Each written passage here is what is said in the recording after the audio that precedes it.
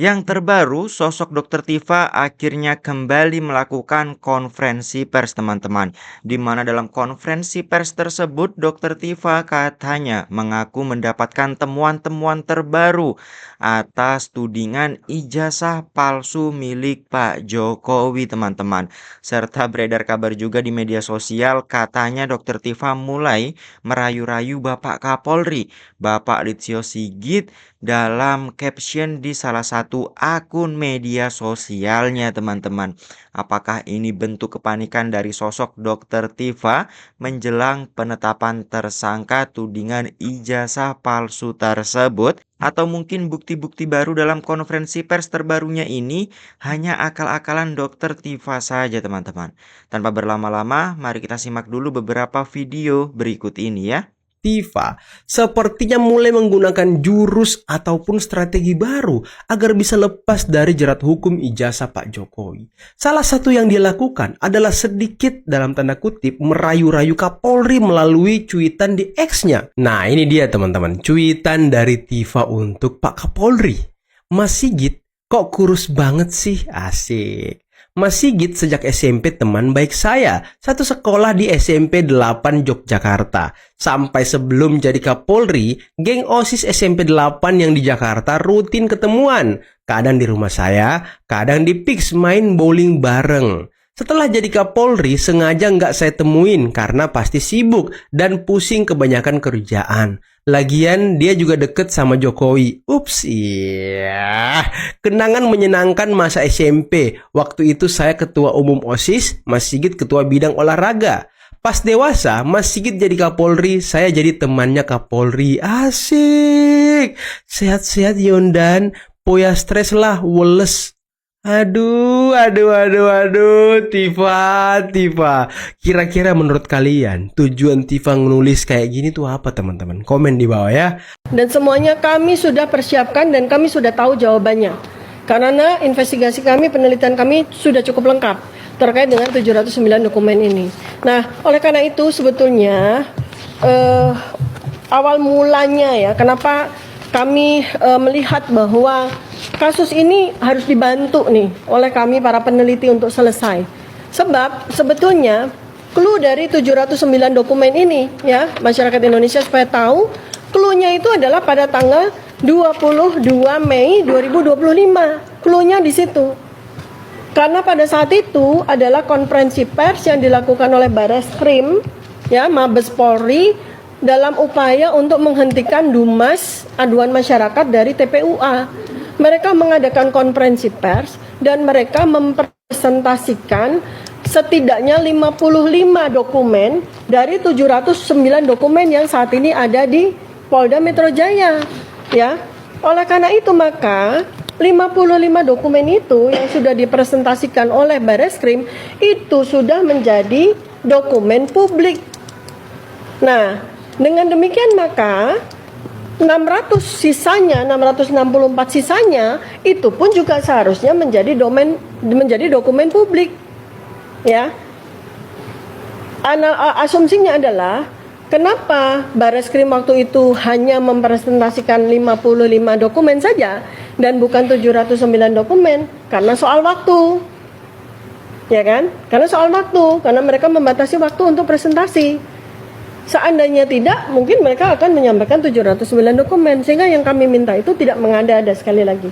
Yang kami minta itu jelas, clear, dan kita bersama-sama kepolisian dalam hal ini sama-sama membongkar tentang kontroversi ijazah ini. Kemudian dari selain 709 dokumen itu, satu dokumen yang kami minta adalah ijazah Joko Widodo. Ya, jadi tetap kami minta ijazah Joko Widodo. Karena sampai dengan hari ini, ya, sungguh pun Polda Metro Jaya menyatakan bahwa berkas itu sudah untuk yang kedua kalinya diserahkan kepada kejaksaan, ya.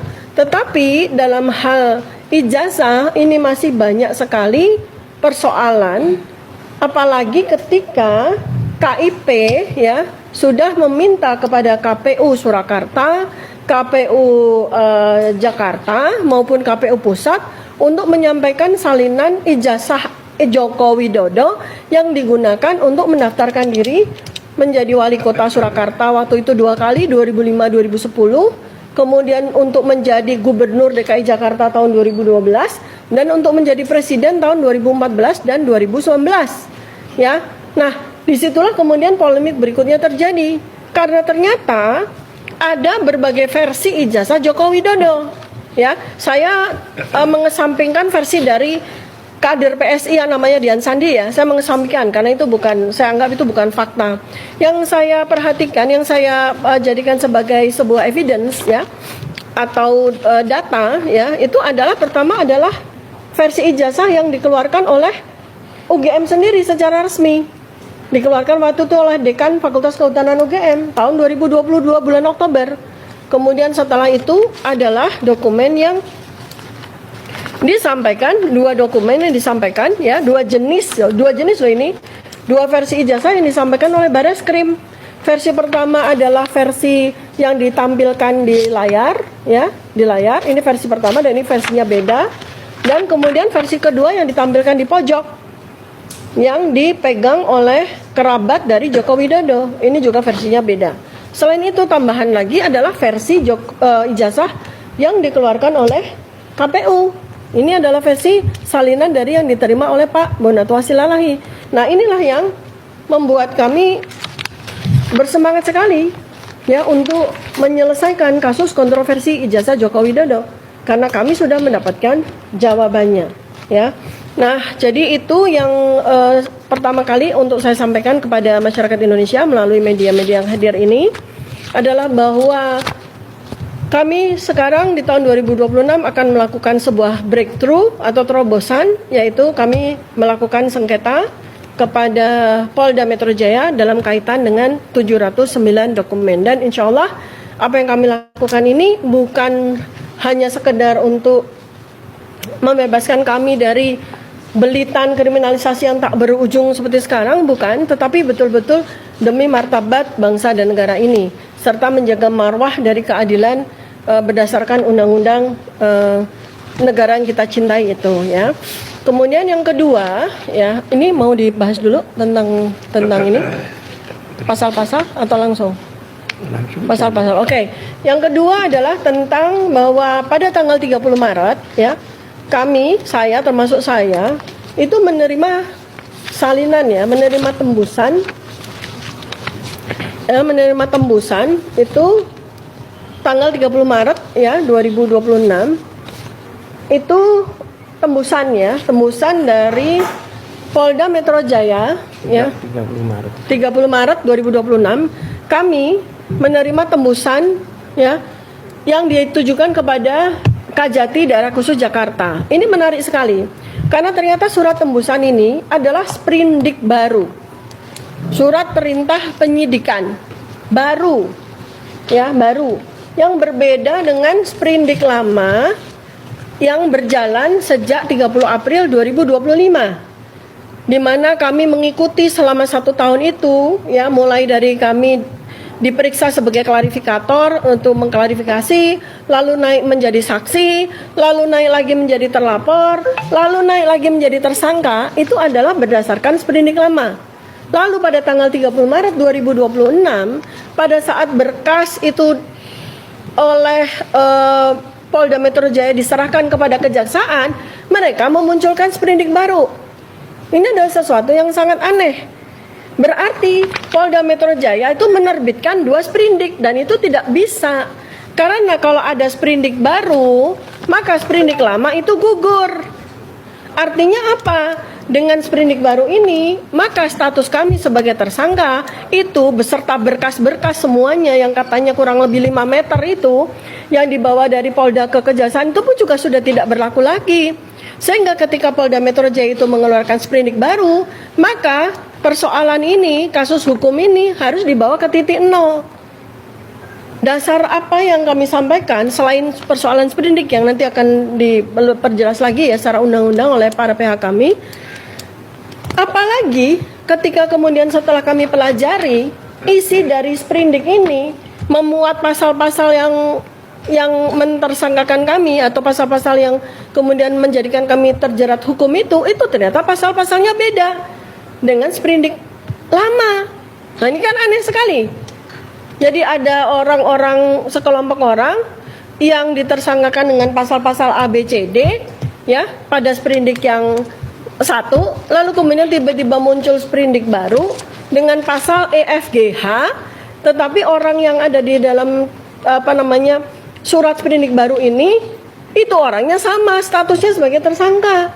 Nah ini kan luar biasa ini. Ini adalah sebuah yang saya katakan sebagai kezoliman. Ini zolim ini. Kalau kita tidak bersama-sama memberikan katakanlah pencerahan kepada masyarakat, kami takut apa yang terjadi ini, ya, sebuah kesewenang-wenangan ini akan terjadi juga pada masyarakat yang lain gitu. Nah, menjadi sebuah presiden buruk sekali gitu ya. Nah, nanti selanjutnya akan diperjelas ya. Nah, terus yang menarik lagi pada sprindik baru ini ya, teman-teman, saya ingatkan ya bahwa sejak 30 April 2025 kami itu dilaporkan polisi oleh 5 pihak. Pertama adalah oleh mantan Presiden Joko Widodo, kedua oleh orang bernama Andi Kurniawan, ketiga adalah orang bernama Lek Cumanan, keempat adalah orang bernama Maret Samuel Sueken ya. Yang dua orang Andi Kurniawan dan Maret Samuel Sueken itu nggak pernah ketahuan jati dirinya ya. Kalau Lek Cumanan sering sekali itu dia kemana-mana, ke podcast, ke media. Nah, sampai tanggal 15 Desember 2025 ketika gelar perkara, setiap kali saya diperiksa, baik saya sebagai terlapor, sebagai saksi maupun sebagai tersangka, saya selalu bertanya, mana Pak laporan polisi kepada pemeriksa? Saya tanya, saya mau tahu orang ini, Joko Widodo itu melaporkan saya dengan pasal apa? Andi Kurniawan melaporkan saya dengan pasal apa? Samuel Maret Sueken juga, Lek Cumanan juga. Itu tidak pernah diberitahu oleh mereka. Pada sidang, pada gelar perkara 15 Desember 2026 itu baru 2025 baru kami diberitahu, itu pun cuma 5 menit.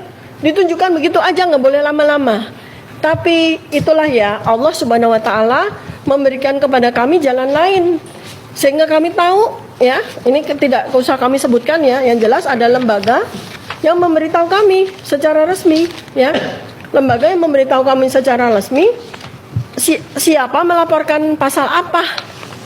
Alhamdulillah kami mendapatkan ya secara jelas ya, Joko Widodo itu melaporkan kami dengan laporan polisi apa, laporan polisi Joko Widodo itu melaporkan kami dengan pasal A, B, C, D, jelas ya, ini suratnya. Kami dapat ya, setelah berkali-kali kami menjalani pemeriksaan yang sangat melelahkan ya. Kemudian kami juga dapat informasi dari sini, Lek Cumanan itu melaporkan kami dengan pasal apa, Andi Kurniawan dengan pasal apa, Maret Samuel Sueken dengan pasal apa. Yang ternyata, nah ini saya bongkar ya, bahwa ada 2 pelapor ya, Lek Cumanan dan Andi Kurniawan ya, yang menggunakan pasal 160 dan pasal 160 itu ternyata tidak berlaku kepada saya, Dr. Tifa, dan kepada Pak Roy Suryo. Jadi pasal itu tidak dikenakan kepada saya. Ya, kemudian yang kedua adalah dari Lek Cumanan pasal 28 ayat 2 itu sudah tidak ada lagi di sprindik baru. Artinya apa? Dari sejak awal yang namanya Andi Kurniawan dan Maret Samuel Sueken itu tidak melaporkan kami. Laporan polisi itu tidak untuk Roy Suryo dan tidak untuk Dr. Tifa. Ya. Kemudian yang kedua terkait dengan orang yang bernama Lek Cumanan ya, ini sudah digugurkan pada sprindik yang baru.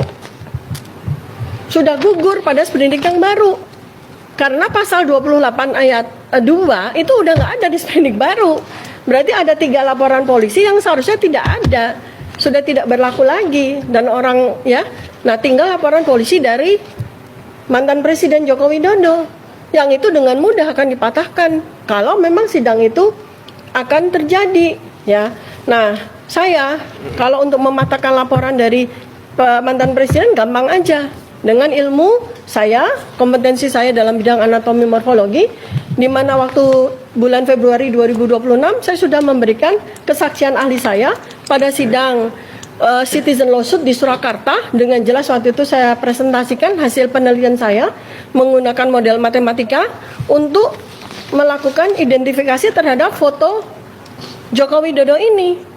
Jadi berdasarkan penelitian saya yang sudah menjadi bukti hukum ya, yang sudah menjadi dokumen hukum abadi, karena saya sudah sampaikan kesaksian keahlian saya itu di sidang yang sangat terhormat pada sidang Surakarta, yang saya katakan bahwa menurut perhitungan saya foto ya berdasarkan ilmu perhitungan matematika, ini foto Joko Widodo yang ada pada ijazah ya itu berbeda 92,37% dengan foto Joko Widodo yang menjadi presiden. Jadi clear.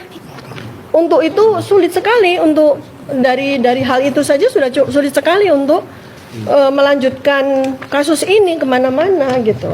Makanya masyarakat Indonesia semuanya, kita itu kalau mau menyelesaikan sebuah kasus itu ya sebagaimana para ahli ya, Prof Yusril, Prof Mahfud itu disampaikan ya, Prof Edi Hirai ya terakhir itu, jangan buru-buru dibawa ke hukum, diteliti dulu dengan ilmu, diteliti dulu dengan ilmu. Kalau ilmunya itu sudah memberikan hasil yang valid ya, nah baru kita nyatakan apakah memang betul ijazah ini adalah ijazah yang yang sah untuk dinyatakan sebagai ijazah yang bersangkutan, satu, dan apakah ijazah ini memang asli, otentik atau palsu, tidak otentik, ya kan? Nah, ini semua yang menjawab bukan hukum. Semua yang menjawab adalah ilmu.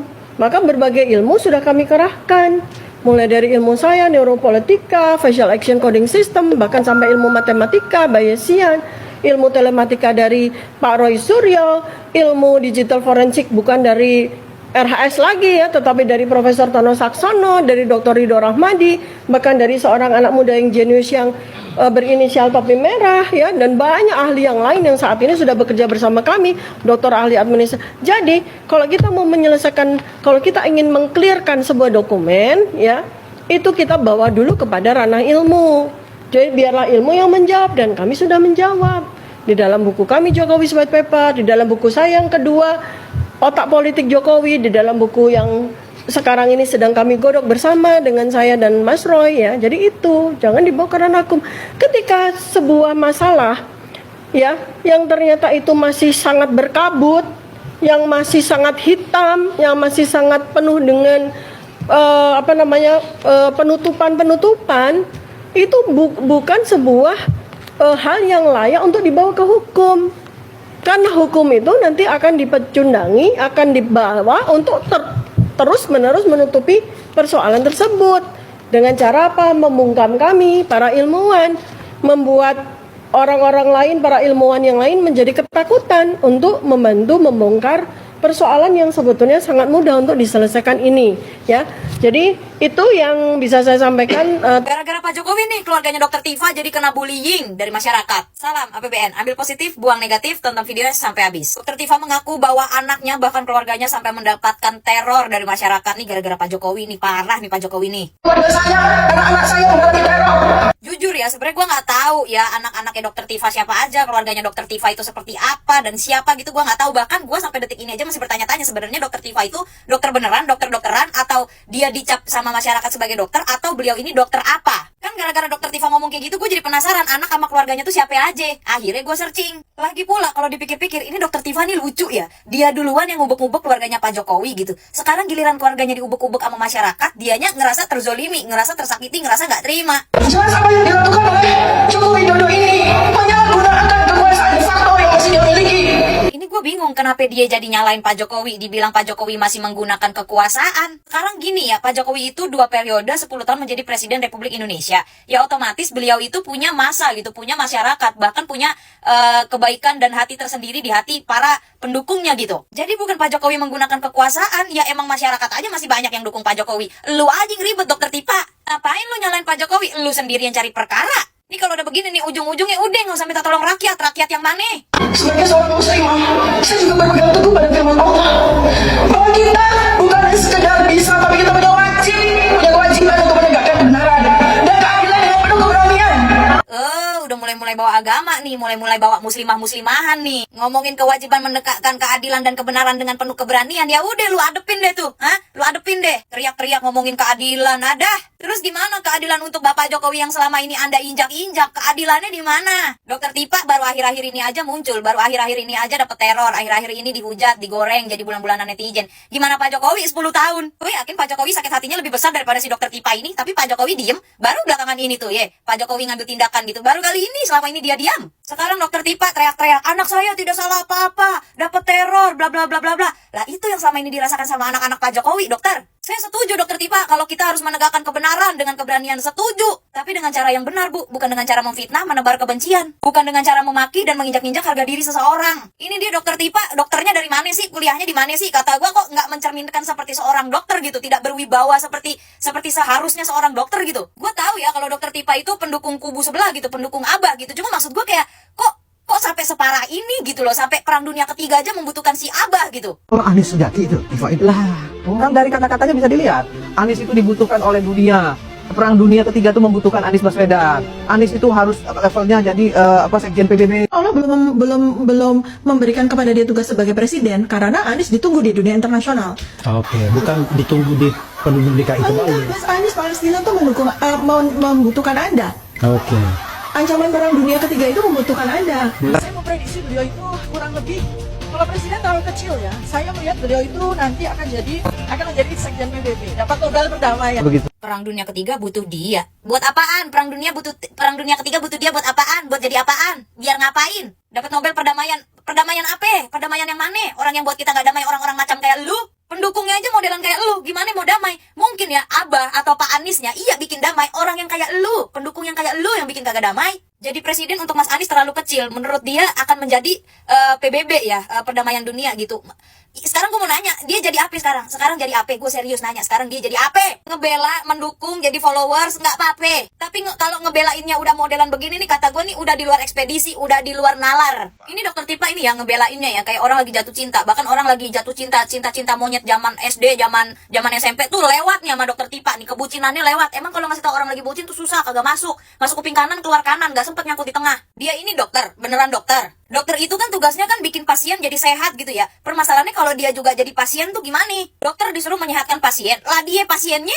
Biar aja deh, kata gue biar aja. Wes angel cah iki, wes angel wong sito iki. Udah susah. Bahkan gue sampai lupa kalau orang yang disanjung-sanjung sama Dokter Tipa itu Imam Mahdi. Kata gue ini Dokter Tipa kalau dibawa ke Pak Purnomo juga kagak bisa nolong dia. Perang dunia ketiga membutuhkan dia tuh buat apa gitu? Buat jadi avatar gitu, mengendalikan air, api, tanah, udara. Apa bagaimana sih? Kagak paham gue. Bukan itu yang membuat kami takut. Ya. Kami juga tidak ingin menantang, tapi Wes to, Tifa. Aslinya kowe iki wedi, takut. Kok mengatakan, kenapa Termul mengatakan penjara? Saya nggak takut. Kalau kamu nggak takut, kamu nggak usah ngomong kayak gini. Terus saja maju, terus saja koar-koar, terus saja menjelek-jelekan. Kalau kamu ngomong seperti ini tandanya kamu takut. Ngono lho, mis halusinasi. Katakanlah kalau kamu ini melakukan penelitian ilmiah, ya. Kalau mau menjelek-jelekan harus secara ilmiah. Seto, yang namanya penelitian itu kan harus di sumber aslinya, bukan dari medsos, bukan dari fotokopian. Iki wis ceto-ceto wela-welo. Tapi kamu apa? Kamu belum tahu aslinya sudah menyimpulkan bahwa ini palsu.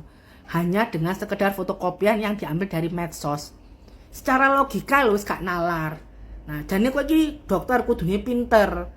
Ya, lebih pinter daripada orang awam seperti kita-kita ini.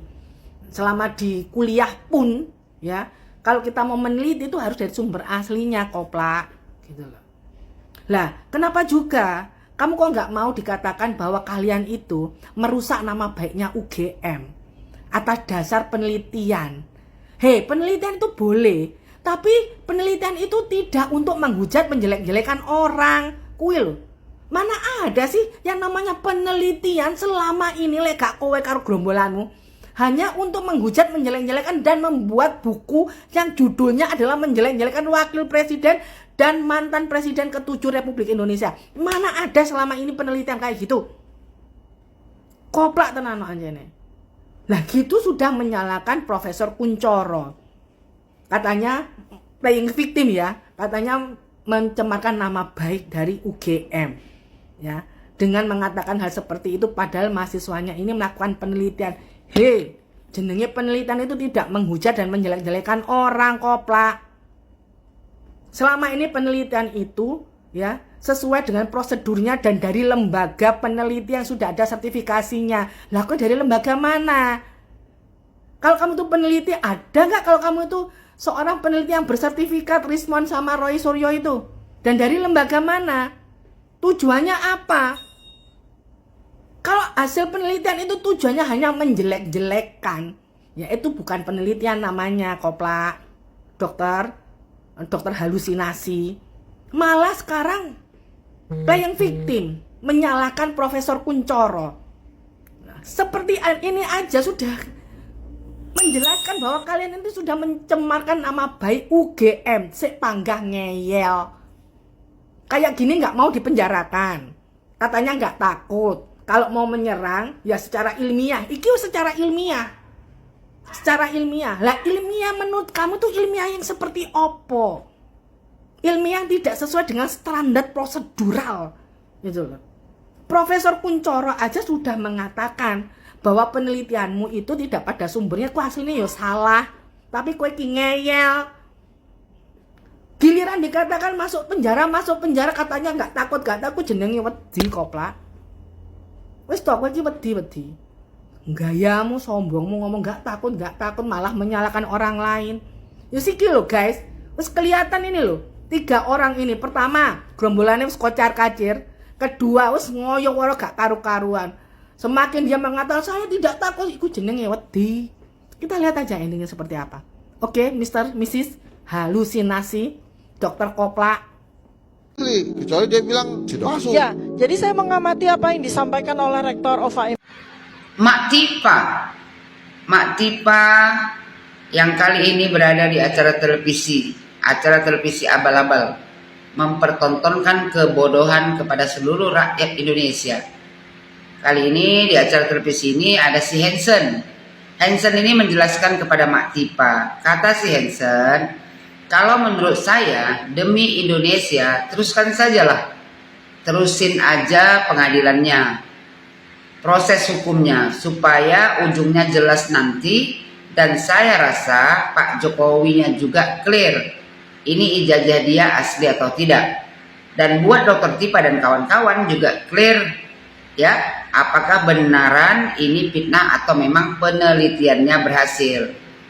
Kata si Hansen, Dr. Tipa menjelaskan tidak ada yang minta kasus itu di stop. Jadi kalau menurut saya, kata si Hansen, kalau Bang Andrew tanya saya gimana, saya lebih percaya UGM. Jadi kalau UGM bilang asli, ya asli. Kecuali dia bilang nggak asli. Ini benar, kata si Hansen. Kau dengar itu Tipa? Kalau seandainya UGM sudah bilang asli, ya sudah pastilah asli.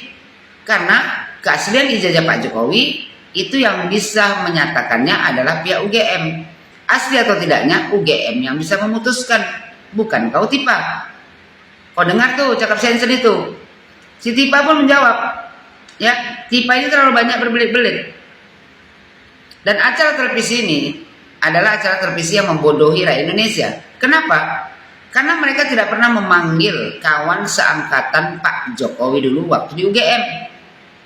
Kan ada itu kawan Pak Jokowi seangkatan yang waktu mereka sama-sama lulus dari UGM, mereka melamar di pabrik kertas di Aceh. Kenapa nggak dipanggil?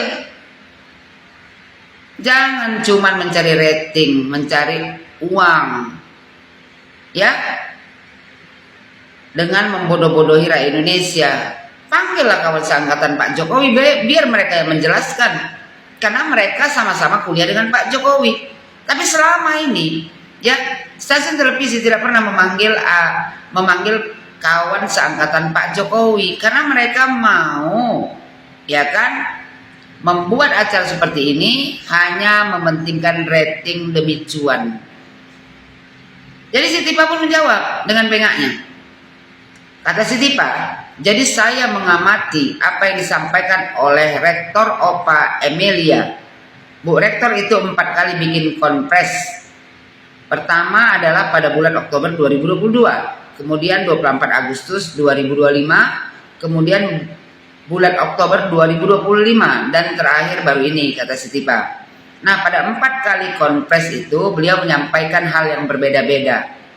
Yang paling mengagetkan saya adalah pada saat konfres 24 Agustus 2025, karena beliau sudah tidak lagi menyebut Insinyur Joko Widodo, tapi beliau menyebut Saudara Joko Widodo pernah tercatat sebagai mahasiswa UGM dan mengikuti program sarjana muda.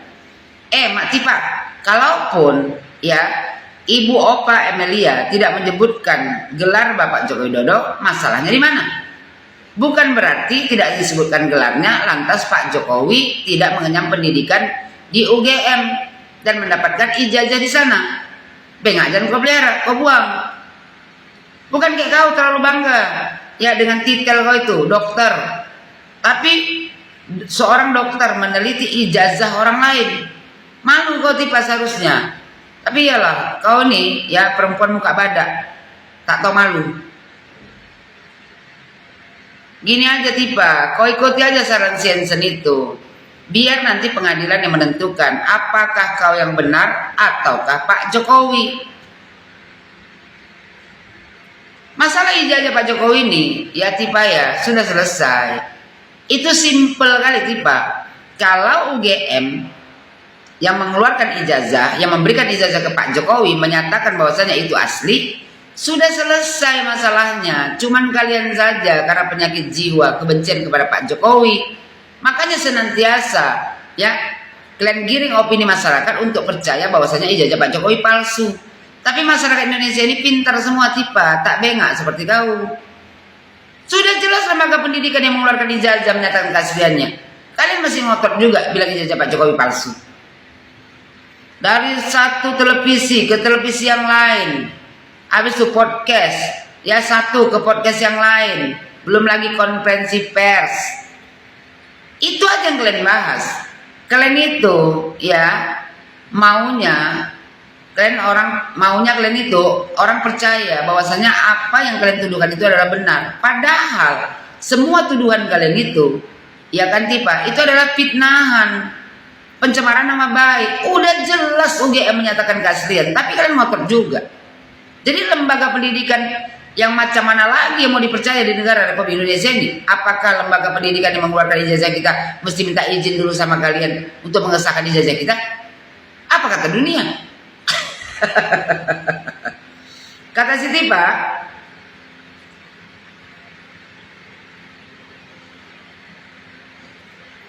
Pak, kan Ibu Opa Emilia tidak lagi menyebutkan Bapak Joko Widodo itu dengan sebutan Insinyur Joko Widodo, tapi beliau menyebut Saudara Joko Widodo pernah tercatat sebagai mahasiswa UGM dan mengikuti program sarjana muda. Artinya apa? Artinya pada saat Bareskrim menyampaikan 55 dokumen 22 Mei 2025, di situ confirm bahwa registrasi tahun 1980 yang dilingkari sendiri oleh seseorang yang bernama Joko Widodo itu sarjana muda. Artinya ada kepalsuan pada dokumen-dokumen yang dikeluarkan oleh Bareskrim itu. Itu lebih enggak kau. Tipa, program pendidikan zaman dulu ya itu tahapnya sarjana muda dulu, baru sarjana penuh. Jadi salahnya di mana? Dokumennya, kepalsuan dokumennya di mana? Yang palsu itu otak kau. Ya, zaman dulu orang ya kan Tipa, sarjana muda dulu, baru sarjana penuh. Itu dijalani 2 tahun sampai 3 tahun. Dapatlah dia gelar sarjana muda. Ya, setelah itu baru dia menyambung lagi setahun, baru dia dapat gelar penuh S1. Konslet otak kau udah Tipa karena kebencian. Terus kata si Tipa, salah satunya adalah Harian Kedaulatan Rakyat. Harian Kedaulatan Rakyat 18 Juli 1980 itu adalah pengumuman PP1 untuk program sarjana. Pak Jokowi memang program sarjana. Tapi untuk menempuh ya zaman dulu untuk menempuh program sarjana dia harus melewati ya sarjana muda dulu, baru sarjana penuh. Bukan kayak sekarang. Kalau sekarang ini ya program sarjana muda itu kan diploma. Kalau dulu sarjana muda menyambunglah setahun lagi baru sarjana penuh. Kalau sekarang ya sarjana muda itu diganti jadi diploma. Terus kata dia harus bertanggung jawab beliau. Ya nanti Pak Jokowi bertanggung jawab, Ibu Opa Emilia dia bertanggung jawab nanti di pengadilan. Makanya ya kau ikuti silent sentence di pengadilan saja nanti kau buktikan. Kau sok cuap-cuap tiap hari di media sosial mempertontonkan kebodohan kau sendiri. Oke jadi clear ya kata si Tipa. Si bengak satu ini. Tipa, bengaknya kau pelihara kau buang. Ya buat seluruh Indonesia zaman dulu ya program pendidikan untuk sarjana penuh itu sarjana muda dulu 2-3 tahun baru ya menyambung 1 tahun lagi untuk mendapatkan S1 sarjana penuh. Si Tipa ini otaknya udah mereng, kompasnya udah lari. Jadi dia cocok logi, dia menyocokkan untuk dirinya sendiri.